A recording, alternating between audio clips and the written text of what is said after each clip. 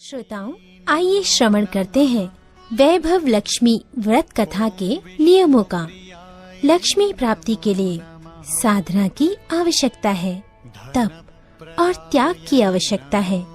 लक्ष्मी को प्रसन्न करने के लिए सबसे पहले व्रत रखें। इस व्रत को रखने के लिए हमारे धार्मिक गुरुओं ने कुछ नियम बना रखे हैं, जो इस प्रकार हैं। इस व्रत को यदि नारी करे तो इसका फल अधिक मिलता है। यदि किसी कारणवश नारी ये व्रत नहीं कर सकती तो फिर पुरुष इस व्रत को कर सकते हैं। यदि विवाहित प्राणी है तो पति पत्नी दोनों मिलकर इस व्रत को रखें, तो इससे माँ लक्ष्मी अति प्रसन्न होती हैं। व्रत रखने के लिए पहले अपने मन और विचारों को शुद्ध करें। किसी प्रकार का छल कपट पाप मन में नहीं आने दें। व्रत करते समय ये स्वार्थ मन में न रखें कि मुझे धन प्राप्त करना है, बल्कि ये सोचकर व्रत रखें कि मुझे माँ लक्ष्मी को प्रसन्न करना है। माँ लक्ष्मी के अनेक रूप हैं, परंतु भक्तों की सुविधा के लिए श्री यंत्र को ही यदि आप प्रणाम करते हैं तो समझ लीजिए माँ लक्ष्मी के हर स्वरूप को आपने प्रणाम कर दिया है।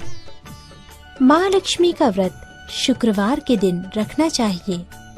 यदि किसी कारणवश किसी शुक्रवार आप ये व्रत नहीं कर सके तो इसके स्थान पर अगले शुक्रवार को ये व्रत करके माँ लक्ष्मी से क्षमा मांगे। व्रत पूजन के समय सोने की कोई चीज पूजा के लिए रखें। यदि घर में सोना न हो तो इसके स्थान पर चांदी भी रखी जा सकती है। रजस्वला नारियां शुक्रवार छोड़ सकती हैं। माँ लक्ष्मी के लिए 21, 31, 51, 101 व्रत अपनी श्रद्धा के अनुसार रख सकते हैं। व्रत संपूर्ण हो जाने पर 7 कन्याओं को अच्छे से अच्छा भोजन लक्ष्मी पूजन करने के पश्चात खिलाएं। हर व्रत संपूर्ण होने पर माँ वैभव लक्ष्मी व्रत कथा की 11, 21, 31, 51, 101 अथवा इससे अधिक पुस्तकें अपने मित्र संबंधियों व सत्संगों में अवश्य बांटे। श्रोताओं, अब श्रवण करते हैं माँ वैभव लक्ष्मी व्रत कथा का। एक बड़ा शहर था। इस शहर में न जाने कितने ही लोग रहते थे। देश के कोने कोने से रोजगार की तलाश में आए लोग जब इस शहर में आते थे तो उनके पास कुछ भी तो नहीं होता था। उनकी एकमात्र इच्छा यही होती थी कि उनको किसी भी तरह से 2 समय की रोटी मिल जाए। मेहनत मजदूरी करके अपने बच्चों का पेट पाल ले, बस प्रभु के गुण गाएं। वैसे तो देखा जाए तो मानव की इच्छाओं की कोई सीमा नहीं होती। शुरू में वो यही सोचता है कि उसे 2 समय की रोटी मिल जाए।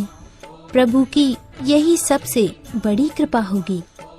इसी के लिए वे मंदिरों में जाते हैं, तीर्थ यात्रा करते हैं, कथा सुनते हैं, और जब उन्हें 2 समय की रोटी मिलने लगती है तो उनके मन में कुछ और विचार उठने लगते हैं, जैसे उनकी आय बढ़े, उनके पास धन हो, रहने के लिए बढ़िया मकान हो, पहनने के लिए अच्छे कपड़े हो, सवारी के लिए कार हो या स्कूटर ही हो।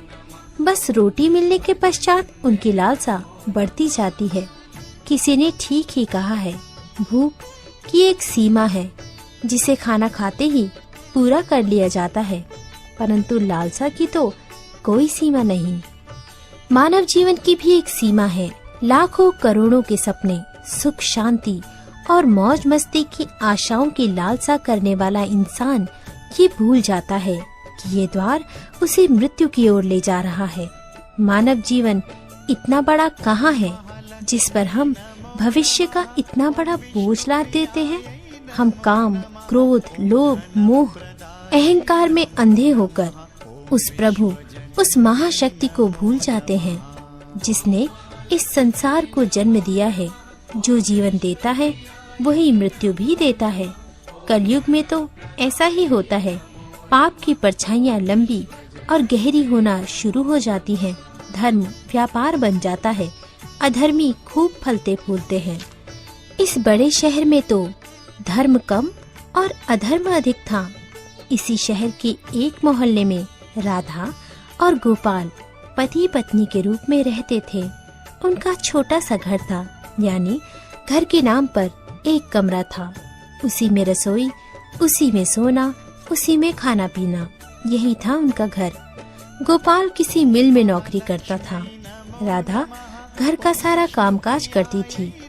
उसने अपने छोटे से घर को भी इतना साफ सुथरा और सजा रखा था कि मोहल्ले की औरतें भी अक्सर कहती थी, घर की सफाई रखना तो हमारी बहन राधा से सीखें। ये बात तो राधा भी जानती थी कि इस शहर में अच्छे लोग कम और बुरे अधिक हैं। उसी के आस पड़ोस में कुछ औरतें ऐसी थी जो दिन भर एक दूसरे की चुगलियां करती रहती थी। दूसरों के घरों में ताक झांक कर उनकी बुराइयां ढूंढना तो उनका सबसे पहला काम था। अपने घर की भले ही उन्हें कोई खबर न हो, मगर पूरे मोहल्ले की खबर तो उनके पास यूं रहती थी जैसे कि मोहल्ले की डायरी लिखने का काम प्रभु ने उन्हें सौंप रखा हो। राधा को उनकी ये सब बातें पसंद नहीं थी। पहले तो उसे घर के काम काज से ही समय नहीं मिलता था। दूसरा, पति की सेवा करना उसका धर्म था। पति की लंबी आयु और उन्नति के लिए वो ईश्वर की उपासना करती थी। हर मंगलवार को महावीर जी का व्रत अपने पति की चिरायु के लिए रखती। मोहल्ले की चुगलखोर औरतों को राधा की अच्छी आदतें कैसे पसंद आ सकती थी। वे तो ये कहने लगी थी कि राधा में बड़ी अकड़ है, जो किसी से बात करना पसंद नहीं करती। शायद इसलिए ना कि वो बहुत सुंदर है। उसे अपनी सुंदरता पर बड़ा गर्व है। उसे ये नहीं पता कि जिस मोहल्ले में रहती है वहाँ सबसे मित्रता करनी चाहिए, उनके साथ मिलकर बैठना चाहिए। यदि वह ही किसी के पास सुख दुख बांटने नहीं जाएगी तो कल कौन उसके पास आएगा। इन सब की बड़ी बहन राम भजनी थी, जो पूरे मोहल्ले को अपनी उंगलियों पर नचाती थी। बहन राम भजनी ने अपनी ही एक कीर्तन मंडली बना रखी थी, जो घर घर में जाकर कीर्तन करती थी। राधा को ऐसी औरतें बिल्कुल पसंद नहीं थी जो कीर्तन के समय भी एक दूसरे की चुगलियां करती हों। यही कारण था कि राधा ने कई बार उनको टोकते हुए कह दिया, देखो बहन राम भजनी, वैसे तो आपका नाम है राम भजनी, मगर मैं आपसे हाथ जोड़कर प्रार्थना करती हूँ कि पूजा एवं कीर्तन करते समय किसी की चुगली मत किया करो। किसी की बुराई करने से तो अच्छा है कि आप उस समय प्रभु का नाम लें। इससे आपका जीवन भी सफल होगा और बुराइयों से भी बच जाओगी। राधा की इतनी बात सुनते ही राम भजनी को क्रोध आ गया। क्रोध के मारे उसके चेहरे का रंग लाल हो गया। वो अकड़ कर बोली, ओ कल की छोकरी, क्या तू मुझे बताएगी कि मुझे क्या करना है? अभी शहर में आए 2 साल हुए हैं। गांव का गोबर अभी हाथों से नहीं उतरा और हम शहर वालों को अकल सिखाने लगी है, गंवार कहीं की।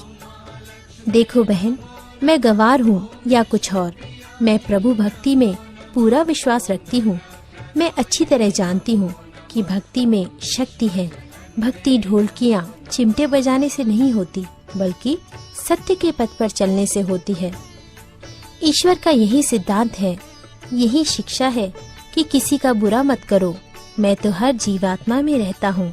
तुम मेरी तलाश में क्यों बाहर भटक रहे हो? यदि तुम सत्य और विश्वास का सहारा लेकर अपनी आत्मा में मुझे तलाश करोगे तो मैं तुम्हें अवश्य मिलूंगा। इस बात को सुनकर वो राम भजनी और उसकी साथी सब मिलकर राधा का मजाक उड़ाने लगी। राधा जानती थी कि ये लोग पाप करने वाले हैं। इनकी पूजा तो केवल ढोंग है, दिखावा है। इनके मन काले हैं, खोटे हैं। इनसे अधिक बोलने का कोई लाभ नहीं। इनकी कीर्तन मंडली खूब धन कमा लेती है। ईश्वर के नाम पर व्यापार, दुर्गा के नाम पर लूट। उसने अपने घर में पूजा पाठ करना शुरू कर दिया। इन लोगों से दूर रहने लगी। उधर गोपाल बुरी संगत में पड़कर शराब पीने लगा। जुआ खेलने लगा। गांव से आया सीधा साधा गोपाल शहर के साथियों में ऐसा फंसा कि उसे ये बुरी आदतें लग गई। शुरू शुरू में उसने अपने आप को बचाने का बहुत प्रयास किया, लेकिन जब चारों ओर ही आग लगी हो तो वह कब तक बच सकता था। एक मजदूर का वेतन होता ही कितना है। सारा मास मेहनत करने पर जो कुछ उसे मिलता उससे घर की 2 समय की रोटी ही चल सकती थी। मकान का किराया, दुनियादारी, कपड़े लत्ते, ये सब कुछ उस वेतन से ही तो चलता था। लेकिन जब इस वेतन से शराब पी जाए, चर्स गांजा पिया जाए, जुआ खेला जाए तो घर कैसे चलेगा। राधा बेचारी बहुत दुखी हो गई, अंदर ही अंदर घुलने लगी। पति को मना करती तो उल्टी उसे ही मार पड़ती, गालियां सुनने को मिलती। घर में आकर वो इतना हल्ला करता कि लोगों को उसका मजाक उड़ाने का मौका मिलता। वो अंदर अंदर टूटने लगी, हर समय उदास रहने लगी। अपने मन की आग को शांत करने के लिए आंसू बहाती रहती। इस परदेश में उसका कौन था जो उसे सहारा देता। वो तो अकेली पड़ गई। आज आकर उसे प्रभु का ही सहारा था। माँ दुर्गा ही उसे आसरा देती। माँ लक्ष्मी तो इस घर से रूठ ही चुकी थी। गोपाल ने घर के बर्तन तक बेच डाले। इतने बड़े संकट में भी उसने प्रभु पर विश्वास नहीं छोड़ा, माँ दुर्गा की उपासना नहीं छोड़ी। उसे पूर्ण विश्वास था कि एक दिन माँ उसके सारे संकट दूर करेंगी। एक दिन जब घर में खाने को कुछ नहीं बचा था, वो 2 दिन से भूखी थी। जिस दुकान से खाने पीने का सामान उधार मिलता था, उसने इसलिए उधार देने से मना कर दिया क्योंकि उसने पिछले रुपए भी नहीं दिए थे। इस युग में तो जिसके पास लक्ष्मी नहीं वो भूखा ही मर जाए। राधा माँ लक्ष्मी के चित्र के आगे हाथ जोड़े बैठी रो रही थी। माँ ने उसकी आंखों से टपकते आंसू देख लिए, उसके हृदय के दुख जान लिए थे। राधा रोई जा रही थी, साथ में वो माँ लक्ष्मी का पूजन भी कर रही थी। माँ लक्ष्मी, मुझे बचा लो माँ, देखो मेरे घर की क्या हालत हो गई। मैं 2 दिन से भूखी हूँ, मेरा पति बिगड़ चुका है। घर में लक्ष्मी जी आप बैठी हैं, परंतु आपका दूसरा स्वरूप जो इस संसार में माया का है वो इस घर में नहीं है। उसके बिना जीवन नहीं। माँ मुझे बचा लो। तुमने मुझे न बचाया तो मैं तुम्हारे चरणों में जान दे दूंगी। अब तो मेरा ये अंतिम निर्णय है। ये कहती हुई राधा माँ लक्ष्मी के चित्र के आगे गिर गई। उसी समय घंटियां बजने लगी, शंख की आवाज आने लगी। राधा के उदास चेहरे पर अपने आप खुशी की लहर दौड़ गई। तभी उसके कानों में आवाज आई, बेटी राधा, तुम्हारी आराधना सफल हो गई। तुमने इतने बड़े संकट में भी मुझ पर विश्वास नहीं छोड़ा, अपनी श्रद्धा में कमी नहीं आने दी, इसलिए मैं तुम पर अति प्रसन्न हूँ। राधा, एक तो तू पतिव्रता धर्म में पूरी उतरी है, अपने पति की सेवा में कोई कमी नहीं रखी। दूसरा, तूने मुझ पर विश्वास नहीं छोड़ा। ये सब तेरी अग्नि परीक्षा ही थी जिसमें तू पूरी उतरी है। हे जगत माता, मैंने आपसे आज तक कुछ नहीं मांगा, परंतु आज मैं मजबूर हो गई हूँ माँ। आज पहली बार आपसे इस घर की खुशियाँ मांग रही हूँ। माँ, मुझे धनवान बनने की कोई लालसा नहीं। मुझे तो जीने के लिए धन की आवश्यकता है, जिससे हम खाना खा सकें। मेरे बिगड़े हुए पति को सुधार दो माँ। जाओ बेटी, अपने को संभालो। मैं तुम्हारी मनोकामना पूरी करने का द्वार खोल रही हूँ। उठो, अपने घर के द्वार खोलो। राधा के अंदर न जाने कहां से अनजानी शक्ति आ गई थी। वो माँ लक्ष्मी के चरणों से उठकर अपने घर के द्वार की ओर गई तो सामने ही एक तिलकधारी ब्राह्मण को खड़े पाया। बेटी राधा, जय माँ लक्ष्मी जी की बोलो। जय माँ लक्ष्मी, राधा ने पूरी शक्ति से कहा। देखो बेटी, मैं माँ लक्ष्मी जी के मंदिर का पुजारी हूँ। माँ के आशीर्वाद से ये 2 बोरी आटा और साथ में दालें और ये घी, ये सब खाने की सामग्री आपके घर पहुँचाने के आदेश हुए हैं। आप धन्य हैं महाराज, आप धन्य हैं। माँ लक्ष्मी के पुजारी होने के नाते मैं आपके चरण छूती हूँ महाराज, और आपसे ये प्रार्थना करती हूँ कि मुझे इस संकट से निकालने का उपाय भी बताओ। देखो बेटी, इस माया रूप संसार में सुख प्राप्त करने के लिए अपने मन को शुद्ध और आत्मा को पवित्र रखना पड़ता है। माया माँ लक्ष्मी जी को तिजोरियों में बंद रखने वाले पापी होते हैं। यदि तुम अपने मन की शांति और घर गृहस्थी चलाने के लिए लक्ष्मी जी को प्राप्त करना चाहती हो तो वैभव लक्ष्मी माँ का व्रत करो। इस व्रत के करने से आपकी हर मनोकामना पूरी होगी, तुम्हारे सारे संकट दूर हो जाएंगे। लेकिन पुजारी जी, मुझे इस व्रत की विधि बतलाइए। मैं तो माँ की उपासना बचपन से कर रही हूँ, किंतु व्रत की विधि मुझे नहीं पता। देखो बेटी, लक्ष्मी जी का व्रत बहुत सरल है। इसे वैभव लक्ष्मी व्रत कहा जाता है। जो प्राणी सच्चे मन से इस व्रत को कर लेता है, उसकी सारी मनोकामनाएं पूर्ण होती हैं। उसे हर प्रकार के सुख संपत्ति प्राप्त होती है। इस व्रत को विधि पूर्वक करने से ही इसका फल मिलता है।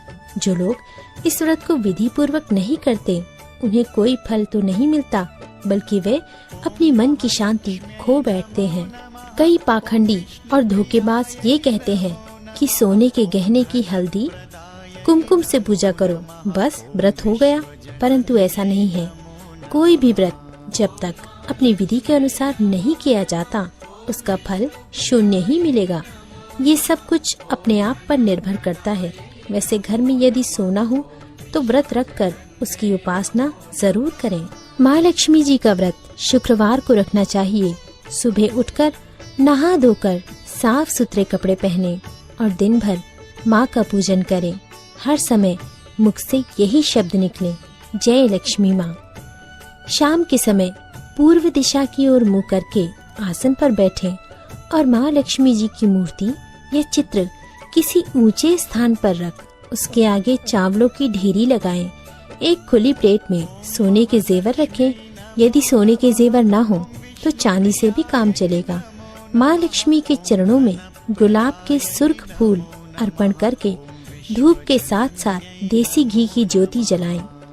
वैसे तो माँ लक्ष्मी के अनेक रूप हैं, परंतु इन सब की नींव श्री यंत्र है। जो माँ के भक्त श्री यंत्र के दर्शन कर लेते हैं, समझ लो उन्होंने माँ के हर रूप के दर्शन कर लिए।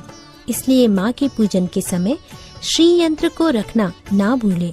सबसे पहले प्लेट में रखे जेवर को हल्दी का टीका लगाएं, फिर 5 बार बोलें, जय माँ वैभव लक्ष्मी, हमारी झोली भर दो माँ। इसके पश्चात घी, आटे और चीनी को भूनकर बनाया गया प्रसाद, जिसमें केले के टुकड़े काटे गए हों, माँ लक्ष्मी की आरती करके उस प्रसाद को लोगों में बांट दें।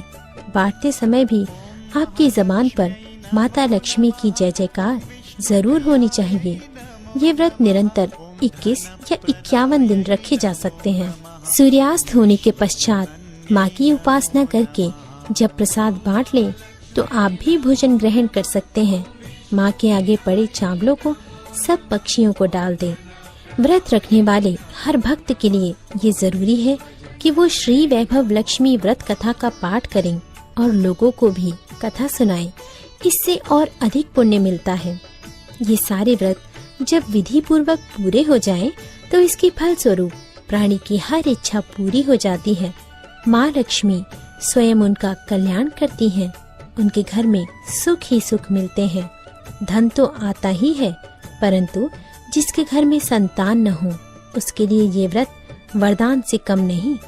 जब व्रत संपूर्ण हो रहे हों, अर्थात 21वां या 51वां व्रत जब रखें, तो उस दिन 7 छोटी बच्चियों को घर पर बुलाकर उन्हें उनका मनपसंद भोजन खिलाएं। फिर कन्या को चांदी का अथवा गिलट का एक सिक्का दक्षिणा में दें। उसी दिन माँ लक्ष्मी की श्री वैभव लक्ष्मी व्रत कथा की 101 या 51 प्रतियां माँ भक्तों को अपने हाथों से बांटें। यदि इतनी प्रतियों की शक्ति न हो तो 11 तो अवश्य बांटनी चाहिए। माँ की प्रतिमा के आगे बैठ दोनों हाथ जोड़कर उनसे प्रार्थना करते हुए कहें, हे माँ लक्ष्मी, आपकी और प्रभु की कृपा से मैंने व्रत विधि पूर्वक पूरे कर लिए हैं। इसलिए हे माँ, आप हमारी इच्छा पूरी करो, हमारी मनोकामना पूरी कर दो माँ। हमें सदा सुखी रखना, हमारे परिवार को सुख देना। बस बेटी, यही हर प्राणी के लिए कल्याण मार्ग है।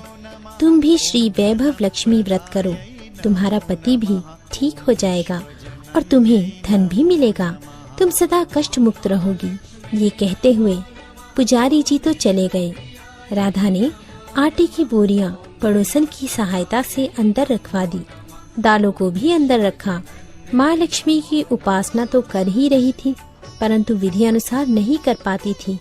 आज माँ लक्ष्मी ने उसकी हालत देखकर जो उसकी सहायता की है, उसे वह कैसे भूल सकेगी।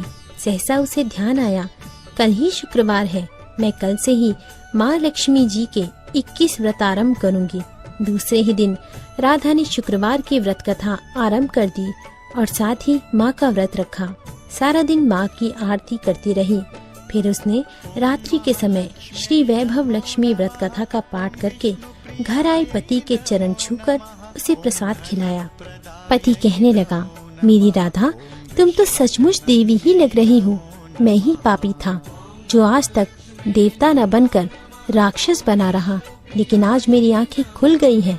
अब मुझे अपनी भूल का एहसास हो रहा है। मैं आज माँ लक्ष्मी के चरणों में बैठकर ये प्रतिज्ञा करता हूँ कि मैं कभी भी शराब नहीं पीऊंगा, न कभी जुआ खेलूंगा और न ही गलत लोगों की संगत में बैठूंगा। मैं तुम्हें कभी दुख नहीं दूंगा। मेरे देवता, मेरे प्राणनाथ, माँ लक्ष्मी की कृपा से आज आप सुधर गए तो मुझे सारे संसार के खजाने मिल गए। आज मैं कितनी प्रसन्न हूँ। माँ ने मेरा उजड़ा घर बसा दिया, मेरा सुहाग मुझे मिल गया।